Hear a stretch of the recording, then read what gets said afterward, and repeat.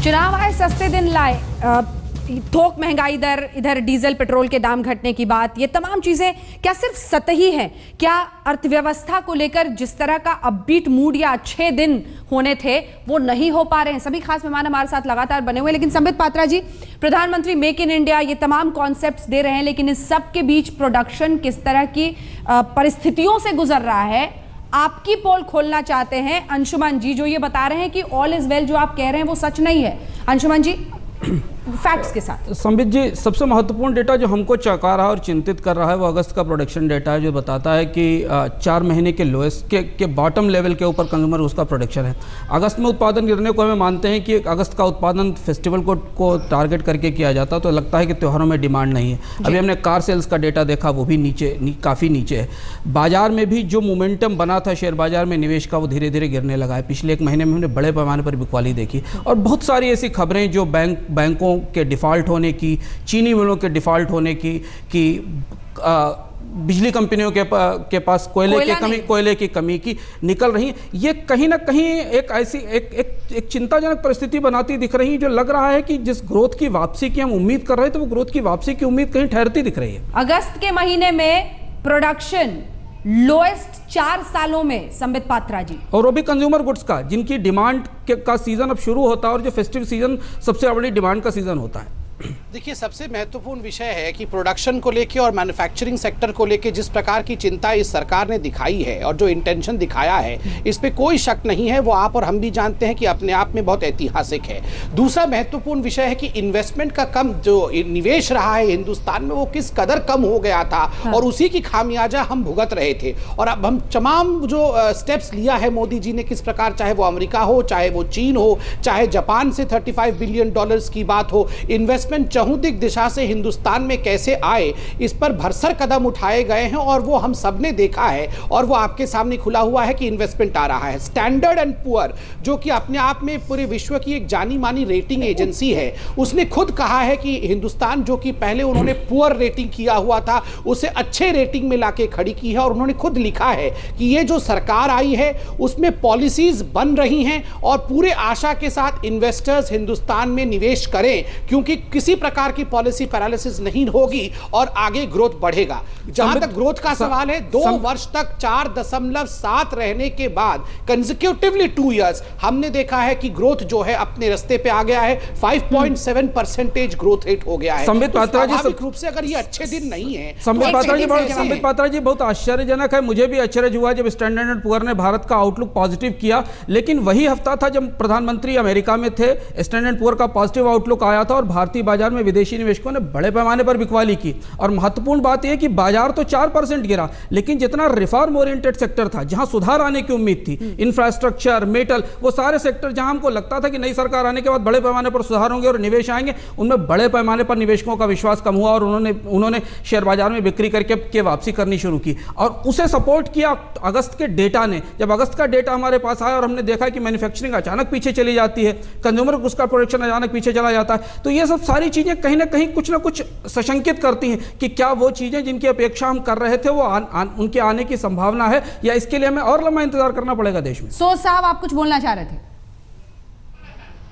मैं पहले संबित को ये बता दूं कि ये 5.7% जो ग्रोथ रेट उन्होंने बोला, वो उस क्वार्टर में हुआ जब मोदी जी तो सरकार में थे भी नहीं, तो उनके आने से पहले उन्होंने एक चमत्कार दिखा दिया कि ग्रोथ को 5.7% पे पहुंचा दिया। वो तो यूपीए के टाइम से पॉलिसी जो भी चल रही थी, रिकवरी जो हो रही थी, उस टाइम से हो रही थी, तो बीजेपी का कोई रोल उसमें नहीं। ये तो पहली बात है। दूसरी बात, मुझे ये बताएं, अगर संबित मुझे कोई भी ऐसी पॉलिसी इनिशिएटिव बताएं जिससे इन्फ्लेशन कम हुई हो, चाहे ये आप वेजिटेबल्स का देखें, चाहे जो अभी भी हाई है, चाहे आप बाकी फूड प्रोडक्ट्स का देखें, फ्रूट का देखें, कोई इनिशिएटिव दिखाएं जो पॉलिसी हो, वो मुझे बताएं तो मैं मान जाऊं।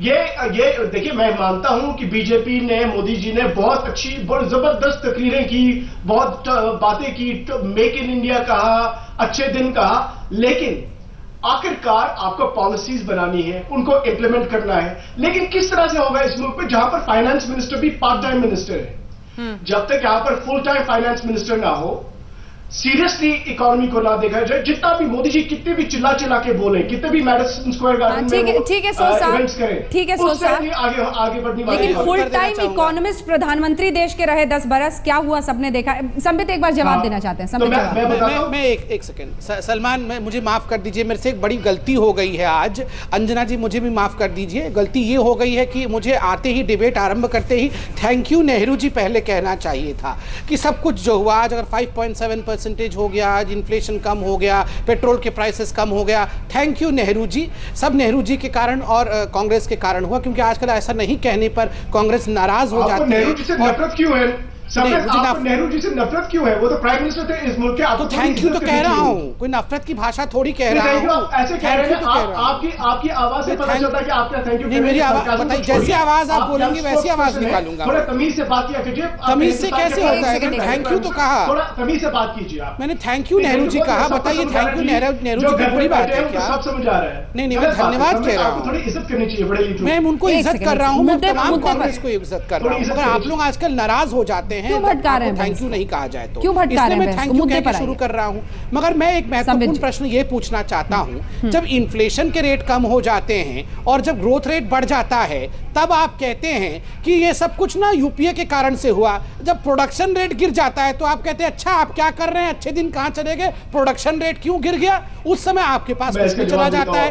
तो इस प्रकार की नहीं आप जवाब तो दीजिएगा, इस प्रकार की दोगले नीति क्यों रखते हैं? ठीक है, एक बार मैं प्रेम शुक्ला जी के पास जाना चाहती हूँ, मैं उसके बाद आऊंगी सो साहब आपके पास। प्रेम शुक्ला जी, आप ये कह रहे हैं कि आपने दोपहर सामना में भी लिखा, मैं बार बार वो शब्द नहीं बोलना चाहती, लेकिन आपका कहना है कि आप लोग साथ थे इसीलिए सरकार पर भरोसा दिया, और आप भी उस वक्त कहते थे कि अच्छे दिन आएंगे। जाहिर तौर पर अभी आप खड़े कहां पर हैं, क्योंकि केंद्र में तो आपके एक मंत्री हैं ही, आप सरकार के साथ हैं, तो कम से कम इस सिचुएशन पर, ये जो अर्थव्यवस्था पर बात हो रही है, जो अच्छे दिनों की बात हो रही है, थोक महंगाई दर घटने की बात हो रही है, इन सब पर सरकार के साथ है या खिलाफ है? हम सरकार से तो हमेशा अपेक्षा करते हैं कि अच्छे दिन ले आए, वो दीर्घकालिक योजनाएं बनाए, हमारे में आर्थिक सुधार हो, औद्योगिक विकास हो, मौद्रिक नीतियों में भी सुधार होने की आवश्यकता है। हम इन सारी चीजों के सब उनके साथ सकारात्मक ढंग से पूरा सहयोग कर रहे हैं। हाँ। किंतु अभी जिस तरह का रिजल्ट चाहिए था 150 वर्षों में, जो पूत के पांव पालने में दिखाई दिए हैं, वो पूत के पांव बहुत सकारात्मक नहीं है। ये अब ब्रेकिंग भी इस वक्त आ रही है संबित पात्रा जी। संबित पात्रा जी, अरे डॉक्टर साहब एक सेकंड, जरा ब्रेकिंग पढ़ लीजिए पहले। सितंबर 2013 में 6.12 बिलियन डॉलर का व्यापार था, व्यापार बढ़ा है, दोगुना बढ़ा है। सितंबर 2014 में भारत में व्यापार दोगुना बढ़ा है। ये मतलब अंशुमान, मुझे सबसे ज्यादा अंशुमान जी इस बात की हो रही है कि कल वोटिंग होनी है, एक के बाद एक सरकार की तरफ से ये आंकड़े रिलीज हो रहे हैं, इत्तेफाक है? नहीं, इत्तेफाक नहीं, आंकड़ों का एक क्रम है, मुझे इत्तेफाक नहीं मैं कहता हूं, क्योंकि सारे डेटा अपने एक सीक्वेंस से आते हैं और हमें कंट्रेरियन डेटा भी मिल रहे हैं। इन्फ्लेशन की गिरावट का डेटा महत्वपूर्ण है और मुझे लगता है कि ये सस्टेन होना चाहिए ट्रेंड, लेकिन मैं इसे एक संदेह के साथ लेता हूं, क्योंकि पिछले साल भी हमने जुलाई अगस्त सितंबर के महीनों में नॉर्मल सीजनली इन्फ्लेशन नीचे जाती है और पिछले साल अक्टूबर में वो 10% पर आई थी। तो अक्टूबर का डेटा और नवंबर का डेटा महत्वपूर्ण होता है मुद्रास्फीति की दर के हिसाब से, हम महंगाई को अगर इस लेवल पर रोक पाएं, क्योंकि रिजर्व बैंक मुझे लगता है संबित पात्रा जी रघुराम राजन जी के बयानों को फॉलो कर रहे होंगे और वो लगातार रिजर्व बैंक गवर्नर जब ये कह रहे हैं कि हम अगले 1 साल तक महंगाई में कमी की उम्मीद नहीं करते, हम ब्याज दरें नहीं घटा सकते हैं, हम ब्याज दरों में रिवीजन के लिए 2015 का इंतजार करेंगे, तो जो इकोनॉमी को चलाने वाले लोग हैं, जिसके पास देश की मौद्रिक नियामक है, वो जब ये कह रहा है कि देश में महंगाई कम होने की संभावना जल्दी नहीं है, तो हमें लगता है कि हमें लंबे समय तक महंगाई कम होने के आंकड़ों का इंतजार करना चाहिए। ये आंकड़ा ट्रेड बढ़ने का आंकड़ा वास्तविक है और ये एक मंथली डेटा है। कुछ आंकड़े हम वार्षिक संदर्भ में देखते हैं और कुछ मासिक संदर्भ में देखते हैं। संबित पात्रा जी, जल्दी से रिएक्शन इस पे। नहीं देखिए, ये तो ऐसा है कि आज अगर सब कुछ अच्छा हो रहा है तो अच्छे दिन आ गए तो हम बोलेंगे अच्छा, अगर 20 साल बाद अच्छे दिन नहीं हुए तो क्या होगा, तो 20 साल बाद जब अच्छे दिन होंगे तभी हम इसको अच्छा दिन मानेंगे। ऐसे थोड़े ही होता है। आज के डेट अच्छे आए हैं, आज डिबेट हम अंजना जी के साथ बैठ के कर रहे हैं तो हम आज की बात करेंगे। आज सब ठीक हो रहा है तो सभी मुस्कुरा कर कहे ना, सबका साथ सबका विकास। और मैं अपने भाई प्रेम शुक्ला जी को कह दूं, पूत के पांव तो पालने में दिखते हैं, मगर हमारे पूत के साथ इनके भी पूत तो लेटे हुए उसी पालने में, उनके पांव कहाँ गए, वो भी तो दिख रहे हैं उसी में। शुक्ला साहब, हम तो वही कह रहे हैं ना कि आप उसमें नकारात्मक था कृपया ना लाइए, वही तो कह रहे हैं। हम सकारात्मक होने चाहिए, जितने होने चाहिए उतने नहीं है। हम बजट से असंतुष्ट रहे, हम रेल बजट से असंतुष्ट रहे, प्रदर्शित किया। हम जब भी आपके पूत के पांव में कष्ट होगा तो हम जरूर दवा दिखाएंगे आपको। सो साहब आपके पास भी, और ये बड़ा दिलचस्प है, नए नए दुश्मन दोनों बने हैं कम से कम महाराष्ट्र के चुनाव में, तो एक दूसरे पर कटाक्ष भी बड़ा मापदंड के साथ करते हैं, लेकिन कम से कम जो आदमी सब्जी खरीदने जाता है जिसके प्लेट से हरियाली हवा हो रही है वो ऐसे मापदंड सोच एक बिंदु संबित पात्रा जी, जो खाद्य मंत्रालय डेटा दे रहा है वो ये बता रहा है कि 1 जुलाई को टमाटर की कीमत 17 रुपए थी और सितंबर के अंत में वो 60 रुपए हो गई। व्यवहारिक रूप से जमीनी स्तर पर महंगाई की दर में कितनी कमी आई है, ये आंकड़े स्पष्ट रूप से जब सामने आते हैं तो वो इस डेटा को चैलेंज करते हैं। बिल्कुल चैलेंज करते हैं, उसके बिल्कुल विपरीत दिखते हैं। क्या सस्ता हुआ है, क्या महंगा हुआ है, ये भी हम लगातार दर्शकों को दिखा रहे हैं। तनेजा साहब आपके पास और सोल साहब आपके पास, सस्ते दिन लाए, कितना सच, कितना अच्छा और कितना फसाना, इसी पर हम कर रहे हैं चर्चा। नरेंद्र तनेजा जी, ये जो उससे पहले हम जवाब जरा दिखा रहे हैं। अब 89% लोग ये कह रहे हैं कि सस्ते दिन नरेंद्र मोदी लाएंगे, ये है भरोसे का स्तर, कम से कम जो आज तक पर हल्ला बोल देख रहे हैं उन दर्शकों में से ये सर्वे एक तरह से है। नरेंद्र तनेजा जी, ये जो 4 रुपए डीजल कम होने की बात हो रही है, ऐतिहासिक होगा ये अगर वाकई हो, ये सच में होगा क्या? नहीं, देखिए टेक्निकली इसको हमको देखना पड़ेगा, राजनीति एक अलग चीज है, मैं यहाँ राजनीति की तरह बात नहीं कर रहा। 4 रुपए कैसे कम हो पाएगा? मुझे 4 रुपए अगर डीजल कम करना है उसके लिए तेल की जो कच्चे तेल की कीमत है उससे $80 कम से कम होना चाहिए। जो आज की कीमत है उसके हिसाब से 4 रुपए कम नहीं, संभव नहीं है। वो तो तभी संभव है जब सरकार बहुत हैवी सब्सिडी दे, और सरकार सब्सिडी देगी ऐसा लगता नहीं है। जो आज की जो कीमत है, और आज का जो गणित है और आज की जो कैलकुलेशन है उसके हिसाब से जो कीमत कम हो सकती है वो लगभग ₹1.70 प्रति लीटर डीजल पे। इससे ज्यादा कम नहीं हो पाएगी, मुझे लगता नहीं है। ठीक है, जल्दी जल्दी कंक्लूडिंग रिमार्क का वक्त है। ठीक है, कंक्लूडिंग रिमार्क सो साहब जल्दी से।